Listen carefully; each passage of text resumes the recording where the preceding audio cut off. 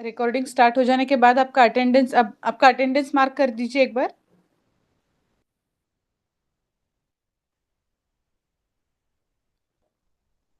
Very good. मेरा आवाज आ रहा है ना अच्छे से? Is my voice clear? Okay okay, thank you.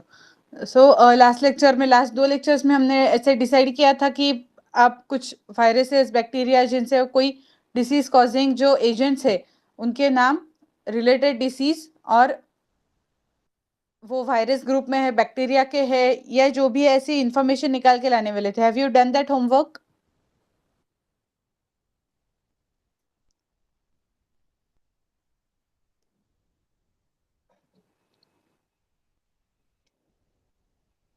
Because we will finish off with health and diseases part today.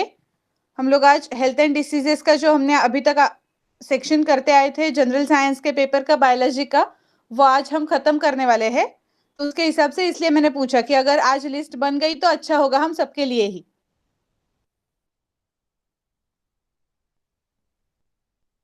Yes, the disease causing agent is pathogen. You have to write the name of the organism that causes malaria.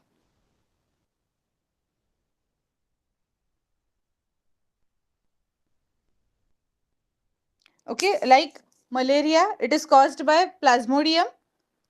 Plasmodium is what? It is a protozoa.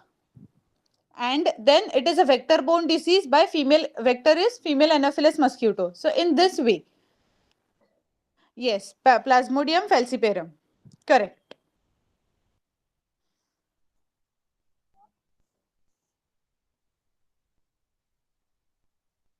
Okay, so is the screen visible? Screen दिख रहा है? Okay. तो पिछली बार मैंने ये एक screen आपके साथ शेयर किया था जिसमें जो आर्टिकल था it was related to eliminating lymphatic filariasis. तो हम इसके बारे में थोड़ा सा पढ़ेंगे और उसके बाद हमें विटामिन के बारे में थोड़ा स्टडी करना है, क्योंकि विटामिन से रिलेटेड उसके डिफिशियंसी डिसीजेस पे क्वेश्चंस आते हैं इसलिए। तो this is a part of current affairs, eliminating lymphatic filariasis. It was a article in the Hindu paper published on October 22. So it is a recent article and a recent topic, hence we have to study it.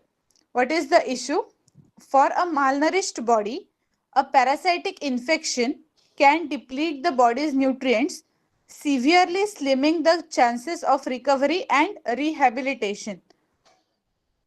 मतलब क्या कि जो malnourished body है, जिनमें पहले से ही nutrients की कमी है, ऐसे बॉडी में अगर कोई पैरासाइट एंटर करता है, मेनली ये जो पैरासाइट्स होते हैं जैसे कि एस्केरिस वगैरह होते हैं, ये सारे हमारे डाइजेस्टिव सिस्टम को अफेक्ट करते हैं।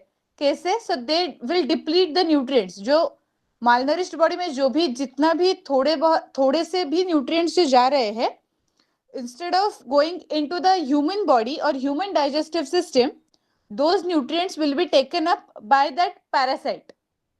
तो ह्यूमन बॉडी को उसका लाभ मिलने से वो पैरासाइट को मिलेगा। A truly integrated control programs need nutritional supplements after treating neglected tropical diseases.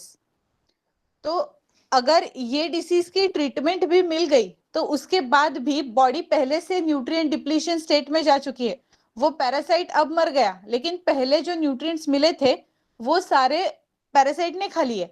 तो अब जहाँ पे जो एरियाज पुअर है, पुअर डेवलप्ड है, वहां पे क्या होता है, ऐसा अगर बच्चों को डिसीजेस हो जाए, डाइजेस्टिव सिस्टम रिलेटेड प्रॉब्लम है, तो गंदगी जहाँ पे होगी वहां पे ज्यादा ये डिसीजेस का फैला होता है।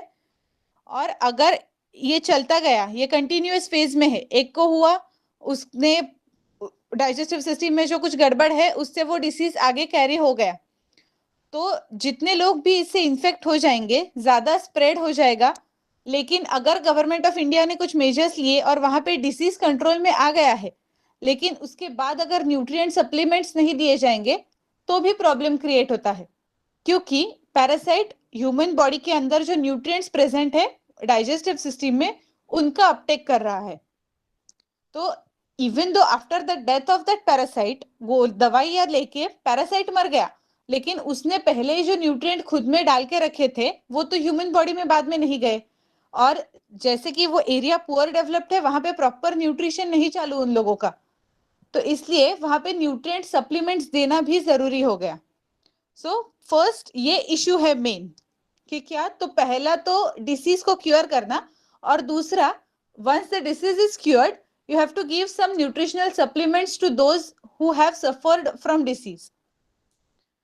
Next is what is lymphatic filariasis. अब ये डिसीज के बारे में हमने एकदम पहले हेल्थ एंड डिसीजेस के चैप्टर के प्रेजेंटेशन में देखा था। So the neglected tropical disease like lymphatic filariasis or elephant foot is caused due to mosquito bite injecting microfilari into blood. तो ये भी ट्रांसमिट डाइजेस्टिव सिस्टम का है, मॉस्किटो बाइट से ट्रांसमिट हो रहा है। It causes disfigurement and disability. According to the World Health Organization, LF is stated to be the second leading cause of long-term disability. तो इसलिए इसका इतना इम्पोर्टेंस है। It is the second most disease listed which is causing long-term disability. हमने वहां पे एक picture देखा था जिसमें एलिफेंट फूट नाम है, तो हाथी जैसे बड़े पैर हो जाते हैं।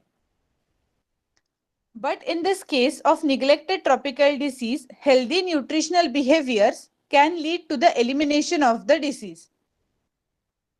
What is the challenge? अब हमारे सामने actual challenge क्या है? A public health challenge for the country is that the LF puts over 650 million Indians living in tropical and subtropical regions at risk. तो क्यों हम इसके बारे में पढ़ रहे हैं? तो इतने सारे Indians are at risk of developing this disease. The LF is endemic to 256 districts across India. तो अगर इतने सारे शहरों में ये स्प्रेड हो चुका है ऑलरेडी, इतना एंडेमिक है वो, तो उसका फैलाव और भी ज्यादा हो सकता है।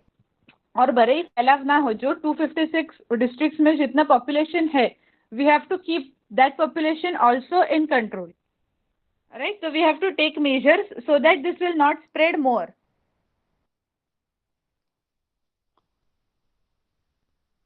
About 90% of the LF burden in the country comes from 8 states. तो कौन से मेन स्टेट्स हैं जहां पे LF का लोड ज्यादा है? You have to remember this because this might come in exam paper. क्योंकि करंट अफेयर्स का टॉपिक है, LF अगर हॉट टॉपिक है उस वक्त पे तो उसके ऊपर क्वेश्चन आएगा। 8 states which have a high prevalence or high risk of LF: UP, Bihar, Jharkhand, West Bengal, Chhattisgarh, Maharashtra, Odisha and Madhya Pradesh. These states are home to a significant number of the 117 aspirational districts identified by the Niti Aayog. Aspirational districts register rampant malnutrition. They form major focus areas for Poshan Abhiyan or the National Nutrition Mission. तो अब जैसा कि हमने देखा, दो मतलब challenge क्या है हमारे सामने, तो एक तो डिसीज को इरेडिकेट करना, और दूसरा जो है वो न्यूट्रिशनल सप्लीमेंट दे के उसे इरेडिकेट करने की कोशिश करना। What makes it even worse? Disease is caused due to infectious organisms tend to occur amongst the poorest of the poor and the chronically undernourished. तो डिसीज कौन से मतलब कौन से लोगों में ज्यादातर पाया जा रहा है? तो जो पुअरेस्ट क्लास है, अंडर नरिश्ड क्लास है, वहां पे these people are already at risk of diarrhoeal diseases, respiratory tract infections, malaria and HIV। तो जो लोअर क्लास लोग हैं वहां पे because of their standard of living is poor, area में ज्यादा हाइजीन मेंटेन नहीं होता है, न्यूट्रिशनल सप्लीमेंट्स नहीं मिल रहे हैं अच्छे से, नॉर्मल डाइट ही नहीं मिल रहा है, तो उसकी वजह से वैसे भी इम्यूनिटी कॉम्प्रोमाइज हुई होती है क्योंकि अच्छा खाना नहीं मिलता है। साथ में आजू बाजू के एरिया में जो गंदगी है उसकी वजह से जो इन्फेक्शियस डिसीज है जो किसी कैरियर के थ्रू स्प्रेड हो रहे हैं, उनका प्रिवेलेंस वैसे भी ज्यादा होता जाने वाला है। तो ये वर्स्ट कंडीशन होती है क्योंकि अगर कोई एक डिसीज हमारी बॉडी में प्रेजेंट है तो दूसरा डिसीज कैच करने की बॉडी की कैपेसिटी बढ़ जाती है, क्योंकि तब एक डिसीज को फाइट ऑफ करने के लिए हमारी बॉडी की इम्यूनिटी पूरा वहां पे फोकस्ड रहती है। दूसरा कोई डिसीज आसानी से एंटर करता है, दूसरा कोई पैथोजन हमारी बॉडी में उस टाइम पे आसानी से एंटर करता है। Undernutrition increases the risk of infection, the severity of the disease, and the risk of child mortality. How can the transmission of LF checked? It can be checked by improvement in the district's nutritional status, in addition to disability alleviation and mass drug administration. MDA is an annual dosage of antifilarial drugs given to eligible people in affected areas. तो जो लोग वो drug से compatible है, जो लोग वो medicine से कंपैटिबल है, उन्हें वो मेडिसिन देना is annual. It is an annual process. This triple drug therapy is being scaled up by the center. So it will help achieve India's goal of LF elimination by 2021. तो अभी भी इसका prevalence ज्यादा है और M क्या है कि at least till 2021 we have to eradicate this disease. What do studies reveal? Studies have shown that malnutrition is closely related to filariasis. तो अब इन दोनों में रिलेशन है. तो ये स्टडीज कौन से होते हैं? एपिडेमियोलॉजिकल स्टडीज ऐसा बोलते हैं. ये जो डिसीज से रिलेटेड, हेल्थ डिसीज से रिलेटेड और स्टैटिस्टिक्स से रिलेटेड स्टडीज है. मतलब इनमें क्या होगा, अब जो फिलारियासिस प्रोन एरिया है, जैसे कि हमने पढ़ा कि कुछ स्टेट्स है, उनमें स्पेसिफिक डिस्ट्रिक्ट्स है जहाँ पे फिलारियासिस ज्यादा मात्रा में पाया जा रहा है, तो वहां पे जाके जो एपिडेमियोलॉजिस्ट होते हैं या बायोलॉजिस्ट होते हैं जो उस सब्जेक्ट में स्पेशलाइजेशन होता है, तो वो लोग जाके वहां पे जिन्हें फिलारियासिस हुआ है उनकी हेल्थ कंडीशन, उनकी लिविंग कंडीशन, उनका स्टैंडर्ड ऑफ लिविंग ये चेक करते हैं. ओके, तो अगर ऐसा है कि 10 लोगों को फिलारियासिस है, उसमें से 9 लोग मालनरिश्ड है, उन्हें प्रॉपर न्यूट्रिएंट्स नहीं मिल रहे हैं उनके डाइट से, और दूसरा उनका स्टैंडर्ड ऑफ लिविंग जो है वो पुअर है, मतलब आजू बाजू में हाइजीन मेंटेन नहीं हो रहा है. तो अगर ऐसा है तो डायरेक्ट रिलेशन कैलकुलेट किया जाता है. वो डेटा हम स्टैटिस्टिकली सिग्निफिकेंट बोलते हैं, जिसमें 10 में से 9 लोगों को ये प्रॉब्लम है. तो तब जाके ये स्टेटमेंट हो पाता है कि malnutrition is closely related to filariasis. It has also found that their compounded effect can put the affected person at higher risk. The nutritional indicators should be used as the monitoring mechanism for the elimination of LF. This will help in effective implementation of the provisions under the National Nutrition Program. तो अब जो यहाँ पे bold किया गया है third point में, nutritional indicators. So which of the following should be used as the monitoring mechanism for elimination of LF? Current affairs में this question might come. The Poshan Mah in September is a key reminder for all stakeholders to make the fight for filaria elimination into a people's movement. What is needed? Broad approach. Mass drug administration can help reduce the parasite load in an affected body and diminish sources of reinfection. तो जैसे कि medicine दे रहे हैं तो वो parasite कम होता जाएगा, और जैसे हमने पढ़ा पिछले स्लाइड में कि it was a triple drug therapy, तो 3 बार वो ड्रग दिया जाएगा. तो पहली बार में पैरासाइट मर गया, दूसरी बार में जो थोड़ा एंटर हुआ है that will be killed, third time parasite might not be there, but that drug will be used as a preventive measure, that अगर कुछ थोड़ा सा बच गया हो तो पूरा का पूरा इरेडिकेट हो जाए. But a collaborative effort in nourishing locals will go a long way in securing health and well-being. तो अब हमारे पास 2 ऑप्शंस है, या तो MDA यानी मास ड्रग एडमिनिस्ट्रेशन, मेडिसिन का उपयोग करना अगर पैरासाइट का इन्फेक्शन हो गया है, but it is always better that parasite का इन्फेक्शन हो ना ही हो. तो अगर वो नहीं करना है तो हमारे लिए क्या जरूरी है? प्रिवेंटिव मेजर्स यूज करना. और जैसे कि माल न्यूट्रिशन और फिलारियासिस एक साथ जा रहे हैं, तो उसके लिए हम क्या बोल सकते हैं फिर वहां पे कि अगर नरिशमेंट अच्छी मिल जाए, न्यूट्रिएंट सप्लाई डाइट में अच्छा हो, तो प्रॉब्लम सॉल्व हो जाएगी. The approach should include nutritional rehabilitation, behaviour change initiatives and public health measures to prevent reinfection. एक बार इन्फेक्शन क्योर हो गया मतलब सब कुछ अचीव हो गया, ऐसा नहीं है. हमें और क्या क्या मेजर्स लेने हैं, तो न्यूट्रिएंट्स उसके बाद अच्छे से सप्लाई हो उस इंसान को.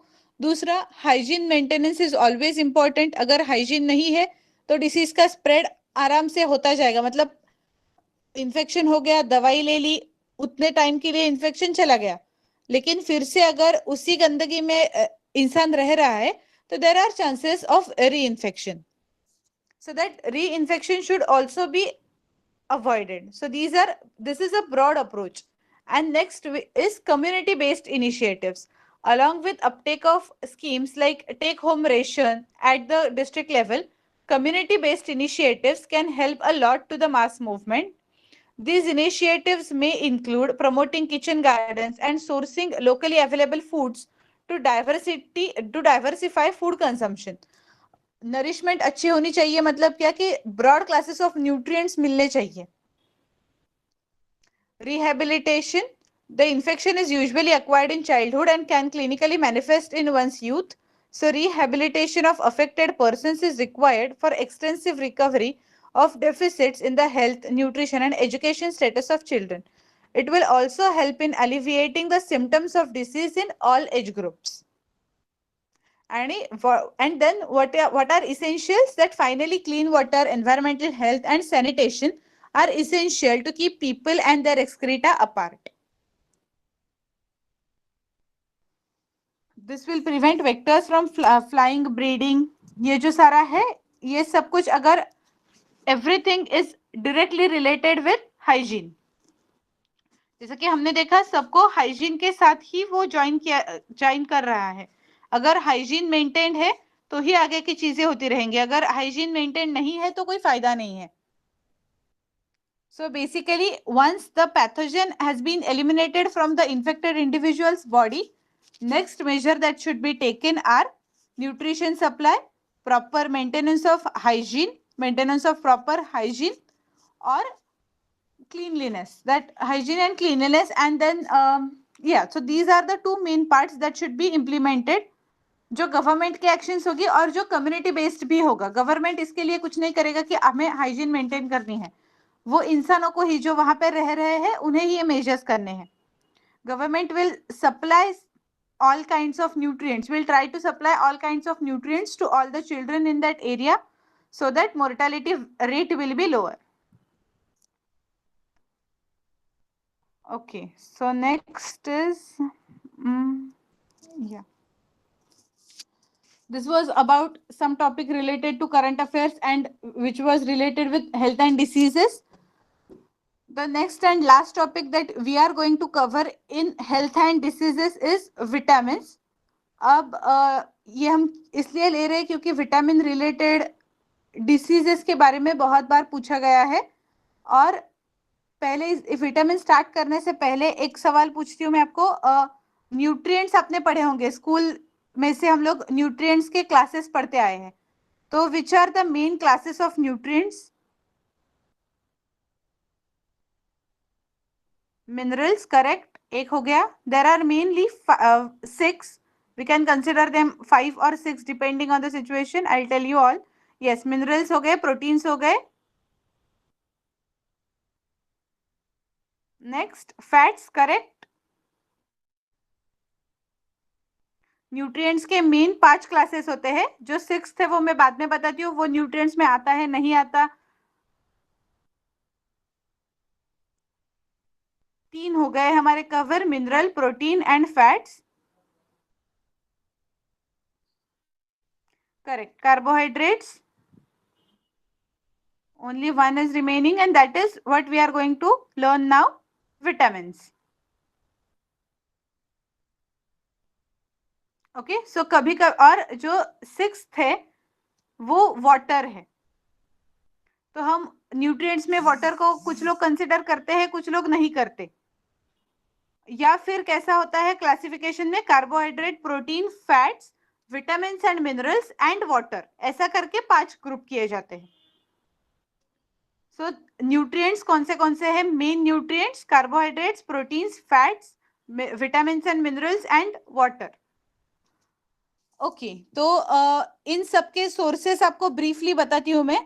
कार्बोहाइड्रेट्स का सोर्स, कार्बोहाइड्रेट मतलब जो रोटी में से मिलेगा, चावल में से मिलेगा, that is carbohydrate. Glucose units. Okay, glucon D अगर पिएंगे तो कार्बोहाइड्रेट मिलेंगे. फैट के सोर्सेस होते हैं ऑयल, फिश, एग, ये फैट्स, ग्राउंडनट, इन सब में फैट कंपोनेंट ज्यादा होते हैं, अच्छे वाले फैट। जो बाकी का हम लोग चिप्स खाएंगे, फरसान खाएंगे तो उसमें फैट ज्यादा होते ही है, लेकिन those are not good fats. Next, protein के major sources eggs, then fish, cod liver oil, और उसके बाद ये नॉन वेजिटेरियन सोर्सेस है। वेजिटेरियन सोर्सेस प्रोटीन का मेन है पल्सेस। ओके, मिनरल्स, मिनरल्स हमें हर एक चीज से मिलते जाते हैं। मिनरल्स के सोर्स डिफरेंट होते हैं, ऐसा जैसा कि हम लोग अभी कार्बोहाइड्रेट, फैट्स और प्रोटीन्स के तीन अलग अलग से किए, वैसे मिनरल्स का नहीं है। सब में से थोड़े थोड़े मिनरल्स हमें मिलते जाते हैं। मिनरल्स मतलब क्या? आयरन, कैल्शियम, ये जो है ये सारे मिनरल्स है।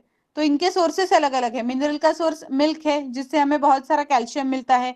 आयरन के लिए डेट्स होते हैं, बीटरूट होता है। तो ये बाकी के भी, बाकी की चीजें भी इन सारी चीजों से मिलती ही है।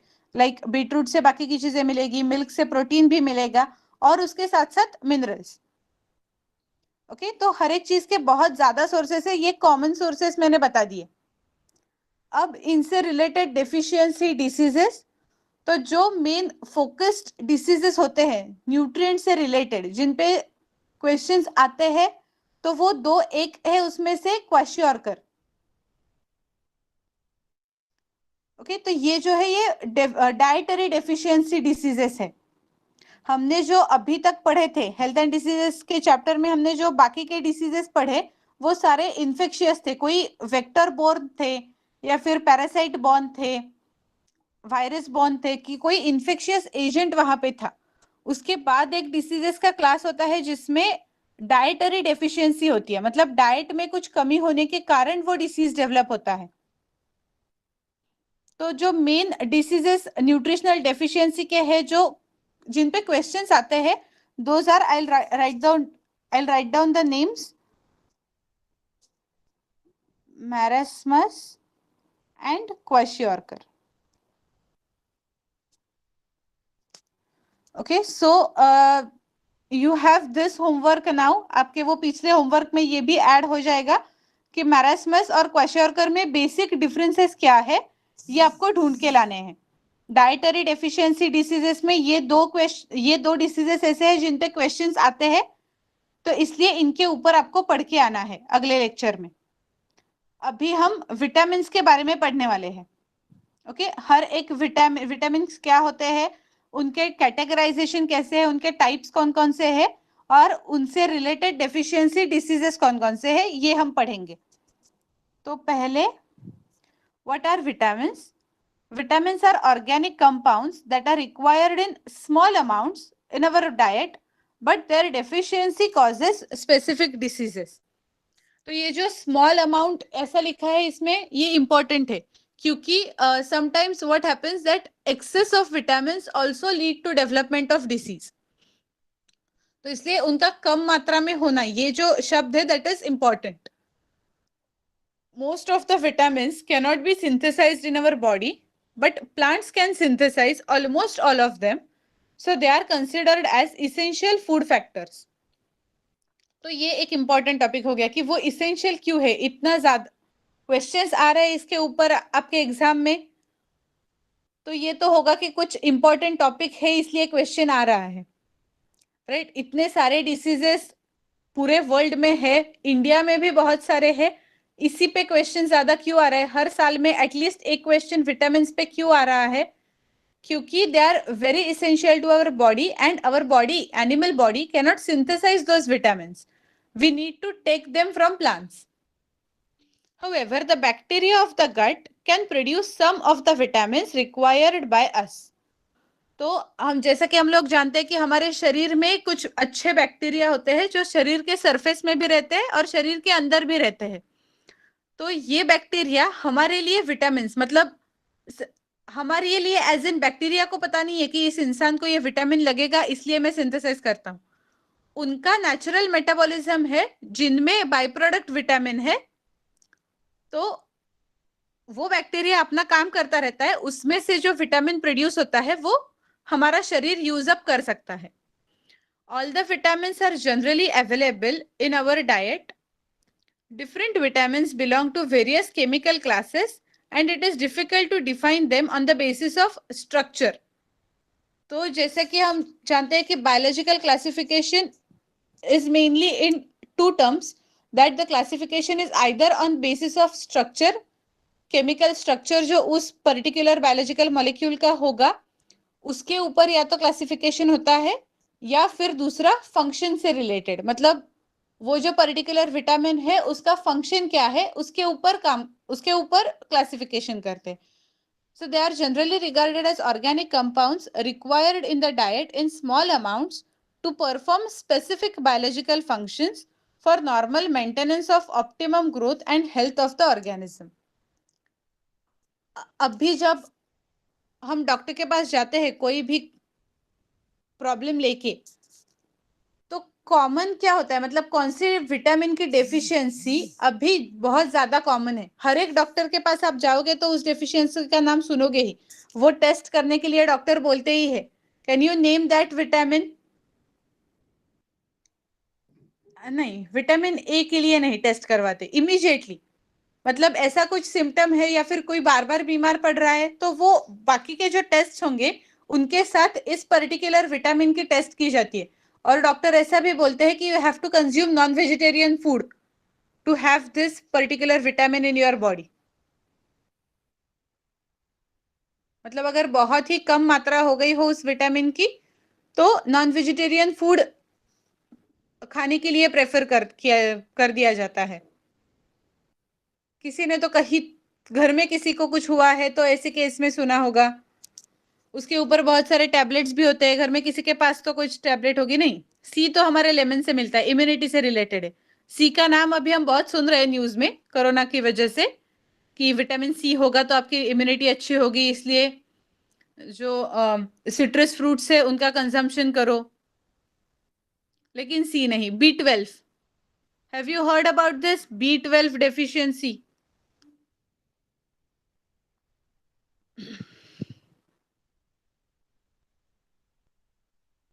किसी ने भी नहीं सुना इतने लोगों में कि विटामिन B12 के डेफिशिएंसी की टेस्ट करने के लिए बोला है. Even if the age of person is around 25 और 26, उसे भी बताया जाता है कि B12 की टेस्ट कर लो. It is an important vitamin, but अब आराम से मतलब डॉक्टर बताते ही है, अगर आप 3-4 बार डॉक्टर के पास गए 2-3 महीनों में तो फिर विटामिन B12 की टेस्ट होती ही है. और उसमें अगर कम पाया गया तो टैबलेट्स इमीडिएटली स्टार्ट हो जाते हैं. Okay, no problem, you might have not heard about this before. हम एक के बाद एक सारे विटामिन पढ़ लेंगे. तो vitamin are designated by alphabets A B C D etc. Some of them are further named as subgroups, for example B1, B2, B6, B12 etc. तो विटामिन जो है उनके नाम अल्फाबेटिकली अरेंज किए गए, अल्फाबेटिकली दिए गए हैं. Mainly A B C D ये ज्यादा पढ़ना है हमें. बाकी का भी एक होता है E, विटामिन E भी होता है. बादाम में ज्यादा पाया जाता है. अब वो आलमंड ऑयल की जो एडवर्टाइजमेंट आती है उसमें बताते हैं वो लोग enriched with vitamin E, so that vitamin E is required for hair growth. That vitamin E is the component. Vitamin A keeps our skin and eyes healthy. Vitamin C helps body to fight against many diseases. Vitamin C gets easily destroyed by heat during cooking. तो जो vitamin C के main sources है वो citrus fruits है हमारे, जैसे कि lemon, orange. तो इसलिए ऐसा बोला जाता है कि आपके घर में भी माँ जब खाना बनाती है तो वो भी ऐसा ही कहती है कि डायरेक्टली जो कुछ फूड बन रहा हो अगर, तो उसमें वो नींबू नहीं निचोड़ते. ऐसा क्यों होता है? वो ठंडा हो जाने के बाद, मतलब हर एक के डिश में सर्व करने के बाद नींबू निचोड़ा जाता है. पूरे जब बन रहा होगा, खाना पक रहा होगा, तब नींबू निचोड़ा नहीं जाता. उसका रीजन यही है क्योंकि that vitamin C gets destroyed by heat. तो अगर जब हमारा खाना गैस पे है, वो गर्म हो रहा है, तब भी अगर हमने नींबू उसमें डाला तो वो विटामिन सी चला जाता है. सिर्फ वो टेस्ट आएगा उसका, लेकिन हेल्थ के लिए उसका फायदा कुछ नहीं होगा। Vitamin D helps our body to use calcium for bones and teeth. तो विटामिन डी भी आजकल बहुत ज्यादा डॉक्टर्स देते हैं। अगर यंगस्टर्स में भी अगर बहुत सारा पैर दुखते हैं, हाथ दुखते हैं, या फिर दोपहर को काम करने के बाद दोपहर को बहुत ज्यादा थकान महसूस होती है, तो उस केस में सिर्फ कैल्शियम की डेफिशिएंसी नहीं होती, कोई कोई लोग ऐसे भी होते हैं जिनका मिल्क कंजम्पशन अच्छा होता है, कैल्शियम का ओवरऑल बॉडी में जाना अच्छा होता है, फिर भी ये सारे सिम्टम्स दिखते हैं, तो विटामिन डी की जरूरत होती है। क्यों? क्योंकि vitamin D helps the absorption of calcium in bones. Okay, Bournvita के एड में विटामिन डी है उसमें, ऐसा वो बोलते हैं। Excess of vitamins is also harmful and vitamin pills should not be taken without the advice of doctor. This is the most important point to be considered. क्या है उसमें? विटामिन का ही तो पिल है, मैं ले लेती हूँ। This happens mostly with common people, जिन्हें पता नहीं है विटामिन क्या है, या फिर उनका एक्सेस हो जाने के वजह से क्या हो सकता है, साइड इफेक्ट्स क्या होंगे, ये जिन्हें पता नहीं है वो लोग आराम से ले लेते, क्या है डाइटरी सप्लीमेंट तो ही है। पर ऐसा नहीं होता। अगर हमारी बॉडी अच्छे से कोप अप कर रही है डाइट से, हमारे फूड से, जो हम लोग ब्रेकफास्ट लंच डिनर कर रहे हैं उसमें से अगर हमारी बॉडी में अच्छे से विटामिन जा रहे हैं, तो हमें पिल्स लेने की कोई जरूरत नहीं है। और विटामिन के पिल्स ले रहे हैं मतलब बहुत कुछ अच्छा नहीं कर रहे, इसका मतलब स्ट्रेट अवे यही होता है कि आपका जो रूटीन डाइट है that is not good, that's why you have to take this pills. अगर आपके बॉडी का मेटाबॉलिज्म अच्छा है, आपकी रूटीन डाइट अच्छा है, तो फिर ये सब चीजें लेने की भी जरूरत नहीं है। The term vitamin was coined from the word vital plus amine since the earlier identified compounds had amino group। तो अब ये थोड़ा सा केमिस्ट्री का पार्ट है। ये जो विटामिन का स्ट्रक्चरल फीचर था उसमें अमाइन ग्रुप प्रेजेंट था, और that amine was vital. Vital means important, तो इंपॉर्टेंट अमाइन है हमारे बॉडी के, इसलिए it was named as vitamin. Later work showed that most of them did not contain amino groups, so the letter E was dropped and the term vitamin is used these days. Vitamins are classified into two groups depending upon their solubility in water or fat. तो जैसे कि मैंने बोला biology में mostly structural function पे dependent classification होता है, तो यहाँ पे विटामिन का क्लासिफिकेशन किस चीज पे किया जा रहा है, देयर सोल्यूबिलिटी इन फैट और water.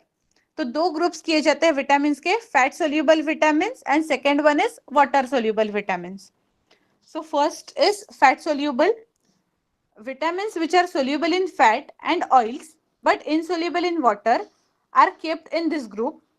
These are vitamins A, D, E and K. They are stored in liver and adipose, that is fat storing tissues. तो जैसा कि ये फैट सोल्यूबल है इसलिए फैट स्टोरिंग टिश्यूज जो है उनमें वो स्टोर किए जाते हैं for further use by the body. Next is water soluble vitamin, B group vitamin, that is B1, B2, B12, B6, B3, B4 सारे हैं वो जो बी ग्रुप के विटामिन है। और vitamin C are soluble in water, so they are grouped together. Water soluble vitamin must be supplied regularly in diet because they are readily excreted in urine and cannot be stored except vitamin B12 in our body। तो water soluble vitamin का हमेशा regularly हमें consumption करना जरूरी है। ऐसा क्यों? क्योंकि वो यूरिन से एक्सक्रीट होने के चांसेस है, मतलब हो ही जाते हैं वो, क्योंकि वो वाटर सोल्यूबल है, वाटर में से चले जाएंगे। फैट सोल्यूबल विटामिन का ऐसे नहीं होता है, इसलिए फैट सोल्यूबल विटामिन इतने रेगुलरली हमें नहीं लेने पड़ते। विटामिन डी की टैबलेट अगर आपने देखी तो उसका भी वीकली कोर्स होता है, रोज विटामिन डी की टैबलेट नहीं दी जाती। विटामिन डी हफ्ते में एक बार लिया जाता है और उसका कोर्स कंप्लीट करना पड़ता है। अगेंस्ट दैट विटामिन सी के, बचपन में कभी किसी ने विटामिन सी के टैबलेट्स खाए हैं? ऐसे खट्टे मीठे लगते थे, वो ऑरेंज कलर की पिल होती थी, किसी ने तो खाए होंगे, right?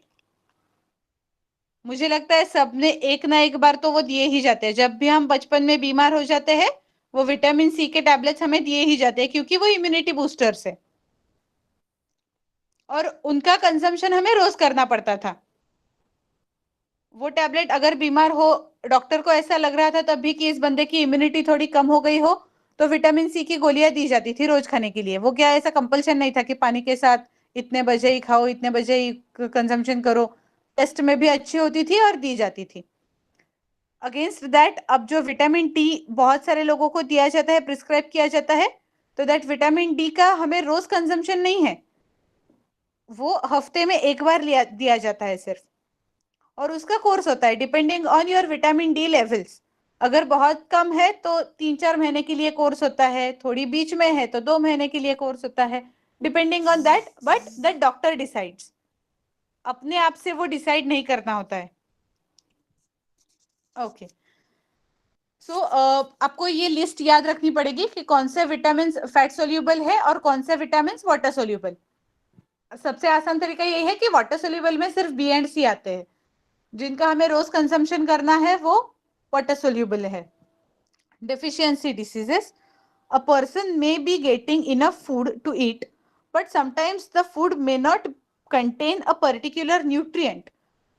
If this continues over a long period of time, the person may suffer from its deficiency. तो अगर बहुत सारे टाइम के लिए हमने प्रॉपर डाइट नहीं किया, प्रॉपर न्यूट्रिशनल डाइट नहीं किया जिसमें सारे विटामिन आ रहे हो, मिनरल्स आ रहे हो, ऐसा डाइट नहीं है, तो फिर उस चीज की बॉडी को डेफिशिएंसी महसूस होती है। So the deficiency of one और more nutrients can cause diseases और disorders in our body.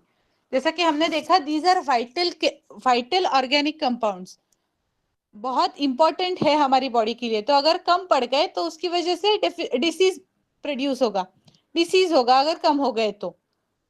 diseases that occur due to lack of nutrients over a long period are called deficiency diseases. तो जैसा कि हमने देखा पिछले लेक्चर तक हमने जो डिसीजेस किए थे, that all where infectious diseases. किसी पर्टिकुलर पैथोजन का बॉडी में होने की वजह से जो डिसीजेस होंगे वो। और ये जो है ये particular nutrient for a longer period of time, अगर कोई पर्टिकुलर न्यूट्रिएंट बॉडी में नहीं जा रहा तो then the disease that develops is a deficiency disease. जैसे कि मैरास्मस और क्वाशियोरकर, ये प्रोटीन और कार्बोहाइड्रेट से रिलेटेड डिसीज है जिसके बारे में इंफॉर्मेशन आपको निकालनी है। ये दो डेफिशिएंसी डिसीजेस है। So the first one is vitamin A. Vitamin A is fat soluble vitamin and the deficiency disease is night blindness. Okay, ये डायरेक्टली ये जो टेबल है ये आप याद रखने की कोशिश कीजिए, क्योंकि मैच द पेयर्स में आ सकता है आपको क्वेश्चन में। हम देखेंगे सैंपल क्वेश्चंस भी, हम देखेंगे कैसे होते हैं। तो विटामिन ए, नाइट ब्लाइंडनेस, मैं सोर्सेस आपको बताती हूँ, यहाँ पे दिए नहीं है तो मैं बता देती हूँ। विटामिन ए के सोर्सेस क्या होते हैं? कैरेट, टोमेटो, जिसमें कैरोटीन प्रेजेंट होता है, जो रेड कलर या ऑरेंज कलर के जो कोई भी चीज होगी हमारे खाने में प्लांट से related, that will give you vitamin A. So major sources include carrot and tomato. Vitamin B one, बेरी, जो बोल्ड किए गए हैं उनके ऊपर क्वेश्चंस आ चुके हैं पहले एग्जाम में, तो इसलिए उन्हें फोकस कीजिए ज्यादा। नेक्स्ट विटामिन बी2, अरिबोफ्लेविनोसिस, इतना ज्यादा क्वेश्चन पूछा नहीं जाता है इस पे।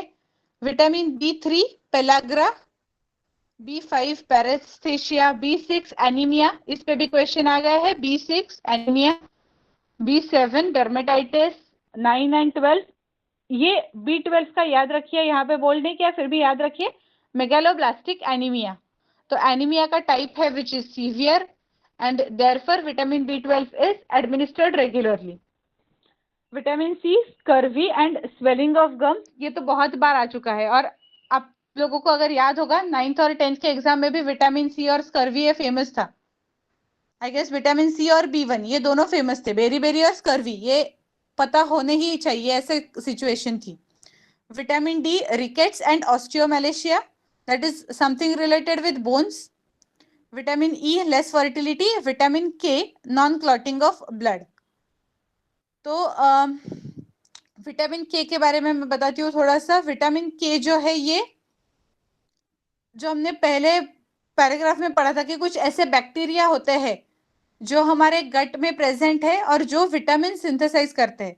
तो विटामिन के का एक सोर्स होता है कैबेज, और दूसरा जो मेजर सोर्स है जिसपे ह्यूमन बॉडी रिलाई कर पाती है वो है bacteria present in our intestine, that is E coli.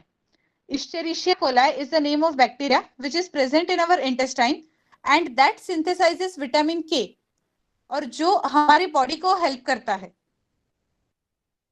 Okay so कोई भी विटामिन मतलब कुछ ऐसी चीजें नहीं होती कि हम लोग सिर्फ एक ही चीज खाएंगे और वो विटामिन मिलेगा।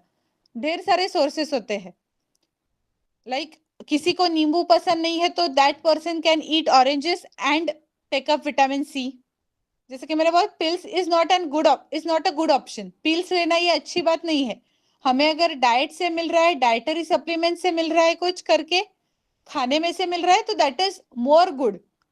प्रॉब्लम ये होता है कि हमारी बॉडी को वो पूरा का पूरा, अगर हमने कैबेज खाया तो कैबेज में बहुत सारी चीजें है, कार्बोहाइड्रेट्स है, प्रोटीन्स है, फैट्स है और विटामिन है। वो सब कुछ डाइजेस्टिव सिस्टम में जाएगा, उसके बाद उसका ब्रेकडाउन होगा और तब विटामिन के बॉडी को मिलेगा। राइट इतना टाइम नहीं होता है जब कोई बीमार होता है, तो इसलिए वो विटामिन की सप्लीमेंट्स दी जाती है। till this is I am saying for till the age of 50 or 55. above that वैसे भी बॉडी की capacity for absorption of vitamin is reduced. तो जब बॉडी की कैपेसिटी अपने आप कम होती जाती है ड्यू टू एज, तब फिर से ये रिक्वायर्ड ही है कि हम लोग विटामिन की एक्सटर्नली सोर्स लेंगे। लेकिन जब तक बॉडी कोप अप कर पा रही है, बॉडी के सिस्टम अच्छी चल रही है, तब तक it is advisable to have all the vitamin through diet, through proper diet and not through pills. तो हर एक विटामिन का जो सोर्स है वो सिर्फ एक ही चीज से हमें मिलेगा ऐसा नहीं है, बहुत सारे सोर्सेस होते हैं। जैसे विटामिन के बारे में मैंने अभी बता दिया, कैबेज एक सोर्स है और दूसरा जो है वो bacteria present in the gut and the name of that bacteria is E coli. Vitamin E का सोर्स एलमंड्स और cod liver oil, fish liver oil. Vitamin D का सोर्स जो होता है, that the main source of vitamin D is direct sunlight. Okay जो सुबह की मतलब 9-10 बजे की जो धूप होती है, that sunlight is important for the synthesis of vitamin D. That sunlight triggers the precursors of vitamin D. जो हमारे बॉडी में प्रीकर्सर्स है, जो विटामिन डी को सिंथेसाइज करने वाले हैं, उन्हें ट्रिगर करने के लिए सनलाइट इसेंशियल है।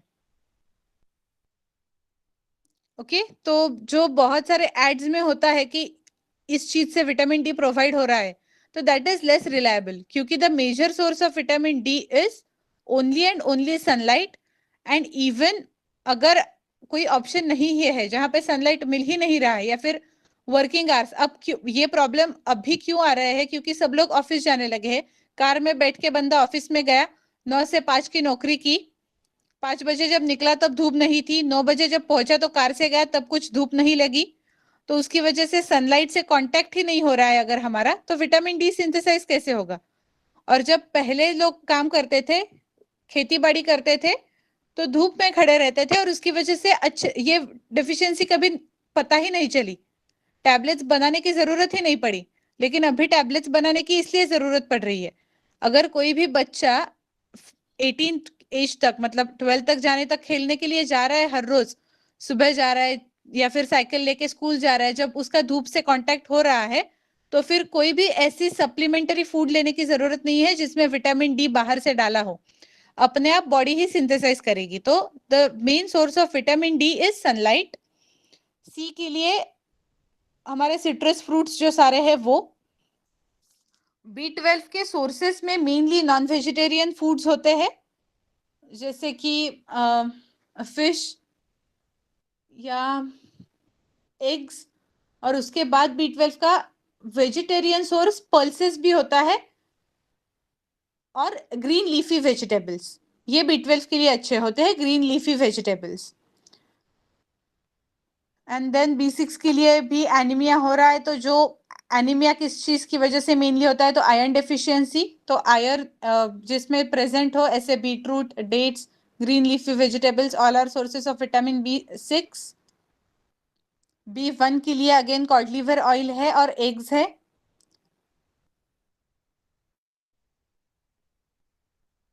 सो जो सिम्टम्स है वो इतने याद नहीं रहे तो भी चलेगा। These are related with, some are related with minerals। जो 3 नीचे दिए हैं विटामिन के टेबल में वो मिनरल्स के बारे में है। तो पहला मिनरल है calcium. Calcium it affects bones and tooth DK, it causes bones and tooth DK. जैसा कि हम लोग जानते हैं मिल्क का कंजम्पशन कम हो गया तो कैल्शियम बॉडी में कम होता जाता है और कैल्शियम की डेफिशिएंसी बुढ़ापे में ज्यादा नजर आता है लोगों को, ये कि कैल्शियम की डेफिशिएंसी हो गई और उसकी वजह से बोन डीके हो गए, weak bones and tooth decay. तो चलने फिरने में कमजोरी अगर महसूस हो रही हो तो that goes to calcium deficiency 1, and second is vitamin D deficiency also. Why? Because calcium absorption is enhanced by vitamin D. Next is iodine. Iodine it causes goiter. ये important है again, ये याद रखिए क्योंकि इंडिया में एक time ऐसा था जब गोइटर का प्रिवलेंस बहुत ज्यादा था, आयोडीन का कंजम्पशन ही कम होता जाता, कम था और इसलिए गोइटर का प्रिवलेंस ज्यादा था। Glands in the neck appear swollen, mental disability in children. तो जो 2000 से पहले बॉर्न है उन्हें शायद पता होगा कि दूरदर्शन पे ऐड आती थी, iodised salt, to use iodised salt, right. ये आयोडाइज्ड सॉल्ट क्यों यूज करना है? क्योंकि आयोडीन अगर खाने में जाना चाहिए तो वो सॉल्ट के थ्रू जाएगा और उस बच्चे की हेल्थ मेंटेन रहेगी, राइट। गॉइटर, मुझे याद आ रहा है कि गॉइटर हुए हुए चाइल्ड भी वो एड में दिखाते थे, उसका नेक स्वोलन रहता था और वो एड में बताते थे कि why iodine consumption is necessary to avoid the development of goitre in your child. याद है किसी को, किसी ने देखा था वो एड? तब इतना हम लोग गौर नहीं करते थे, हमें पता भी नहीं था ऐसा कुछ चल रहा है भारत में। But this was the case that iodine तो इंपॉर्टेंट है इसलिए क्योंकि इंडिया में प्रिवलेंस रह चुका है इस पर्टिकुलर डिसीज का। तो ये याद रखिए, आयोडीन, गॉइटर और nicks in the gland are swollen. तो वो आयोडीन डेफिशिएंसी कम कैसे की गई? With the use of iodised salt.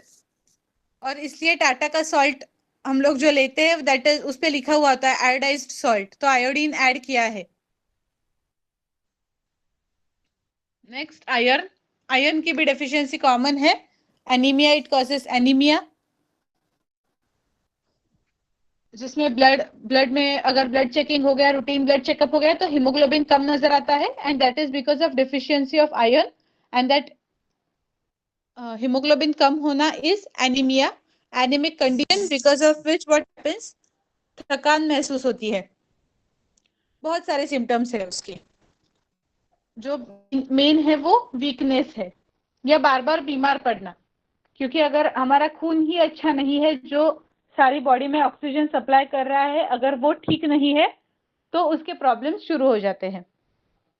So micronutrients which are essential in our body are vitamins and minerals। तो हमने जो न्यूट्रिएंट के क्लासेस देखे थे पहले, कार्बोहाइड्रेट्स, फैट्स, प्रोटीन्स, ये मैक्रोन्यूट्रिएंट्स है which are major parts of building up of our body। and then comes about micronutrients जो बहुत कम क्वांटिटी में लगते हैं लेकिन उनका प्रेजेंस बहुत ही ज्यादा जरूरी है। Micronutrients as opposed to macro are comprised of vitamins and minerals which are required in small quantities to ensure normal metabolism, growth and physical well-being। Okay, तो अब हम पढ़ेंगे कि इसके ऊपर कौन से क्वेश्चंस आए हैं। The first, besides proteins and carbohydrates, other elements of nutritional value found in milk include। तो मिल्क में क्या प्रेजेंट होता है ये आपको याद रखना ही है। अभी मिल्क में आयरन नहीं होता, iron, milk is not a source of iron. शायद अगर आपको याद होगा तो हमें ये 10th में भी पढ़ाया गया था कि मिल्क से आयरन नहीं मिलता है हमें। बाकी आयरन की बहुत सारी चीजें हैं, बीटरूट्स है, डेट्स है, ग्रीन लीफी वेजिटेबल्स है, इन सारों में बहुत ज्यादा आयरन की मात्रा है, गुड़ है। लेकिन मिल्क में से हमें कैल्शियम और पोटेशियम मिलता है, that is Ca and K। but we don't get iron from milk. What is average fat content of buffalo milk? तो buffalo milk का fat content है 2% और overall nutrient percent जो है that is 7.2% and cow milk 4.4%. Buffalo's milk contain all nutrients in higher proportion than the cow's milk. Okay तो ये याद रखना है कि बफेलो के मिल्क में न्यूट्रिएंट ज्यादा होते हैं देन काउज मिल्क. बट अगर हम लोग इसलिए बफेलो मिल्क की दाम भी ज्यादा है, लेकिन अगर हम ऐसा देखने गए तो फैट कंटेंट बफेलो मिल्क का ज्यादा है. और अभी हमारी जो लाइफस्टाइल है वो चेंज होती गई है, राइट. हमें बहुत बाकी के न्यूट्रिएंट्स हम बाकी के फूड में से भी कंज्यूम कर पा रहे, लेकिन बफेलो मिल्क कंजम्पशन से जो फैट कंटेंट बॉडी का बढ़ रहा है वो अवॉइड करने के लिए अभी लोग काउ मिल्क पे शिफ्ट हो रहे हैं. Why? Because even though the nutrient content is lesser, we can have those nutrients from other sources of food and we can reduce the fats that are present in cow's milk. अब लोगों की lifestyle में ये भी बदलाव हम देखते ही है कि लोग काउज मिल्क प्रेफर करते हैं और बाद में जाके बर्गर खा के आते हैं. तो instead of eating burger buffalo milk P जाओ, उसमें से न्यूट्रिएंट्स भी मिल जाएंगे. ऐसी चीजें तो है ही, but that is different thing which is related with health and all. But ये चीजें है, ये याद रखना है आपको एग्जाम पॉइंट ऑफ व्यू से कि बफेलो के मिल्क का फैट कंटेंट कितना है. उसके बाद बफेलो मिल्क की nutritional values that is 7.2% and cow's milk 4.4% nutrition, so that buffalo's milk contain all the nutrients in higher level में है. The last question that was came in prelims GS 2014, consider the following pairs. ये मैं बोल रही थी कि ये deficiency diseases क्यों याद रखने हैं, तो इसलिए vitamin deficiency, vitamin C scurvy, D rickets, E night blindness. तो इसमें से कौन से पेयर करेक्ट है? तो हमने अभी जो टेबल देखा था, सी की वजह से स्कर्वी होता है, so that is correct. D की वजह से, डी की डेफिशिएंसी से रिकेट्स और ऑस्टियोमैलेशिया होता है, that's why it is also correct. E की डेफिशिएंसी से नाइट ब्लाइंडनेस नहीं होता. तो नाइट ब्लाइंडनेस कौन से विटामिन की डेफिशिएंसी की वजह से होता है?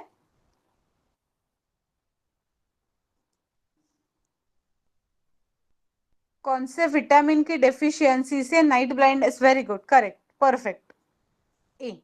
और ई की डेफिशिएंसी से क्या होता है?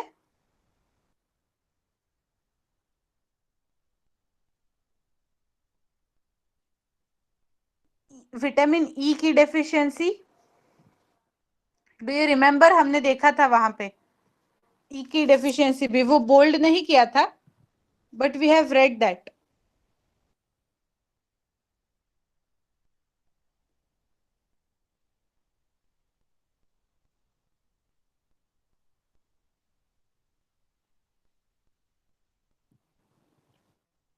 Less fertility, less fertility is caused due to deficiency of vitamin E. Yes. Okay तो ये हो गया विटामिन के बारे में. अब एक और होमवर्क मैं आपको देती हूँ, विटामिन से रिलेटेड है. जैसे कि हम लोग विटामिन ए बोलते हैं, उसका कोई नाम है, रेटिनॉल. ये विटामिन ए का नाम है. तो आपको ऐसा जो मैंने चार्ट आपके साथ वो चार्ट में ये चीज भी ऐड करनी है कि उस विटामिन ए का नाम क्या है. मतलब vitamin A retinol dash dash dash, vitamin B12. Yes, I will repeat the homework. मैं वो चार्ट लेके आपके सामने आती हूँ फिर से. यस, जो ये चार्ट है हमारा विटामिन ए, उसके आगे जैसे नाइट ब्लाइंडनेस लिखा है, तो night blindness is deficiency disease. Vitamin A का नाम होता है एक, जैसे कि विटामिन ए का है रेटिनॉल और नाइट ब्लाइंडनेस. तो ये vitamin A retinol night blindness, ये एक पहली रो हो गई. दूसरी रो आपकी होगी विटामिन B1, उसका नाम क्या है? विटामिन B1 का नाम क्या है? उसके बाद बेरी बेरी, B2 B3 सारे के आपको गूगल पे मिल जाएगा, कुछ डिफिकल्ट नहीं है. बस वो गूगल पे देख के आपको नोटबुक में कॉपी करना है और वो जहां पे आपने कॉपी किया है वो पेज आपके सामने रखना है. B6 उसका नाम क्या है? विटामिन डी उसका नाम क्या है? सी का नाम क्या है? मतलब विटामिन सी हम लोग नॉर्मली बोलते हैं, बट उसके लिए पर्टिकुलर नेम है वो विटामिन को। तो वो क्या है, ई के लिए क्या है, के के लिए क्या है, सबके आपको मिल जाएंगे। बस गूगल पे जाइए, विटामिन चार्ट कर दीजिए, विटामिन चार्ट में विटामिन का नाम भी आपके सामने आ जाएगा, वो लिख के लाना है आपको। मैं किसी का भी नाम लेके पूछूंगी कि इस पर्टिकुलर विटामिन का क्या नाम है।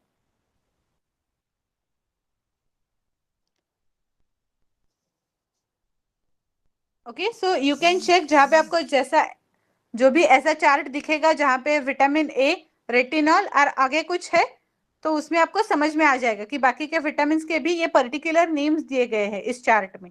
तो वो आपके लिख के लाने हैं अगले लेक्चर में। Okay, so for now thank you and bye.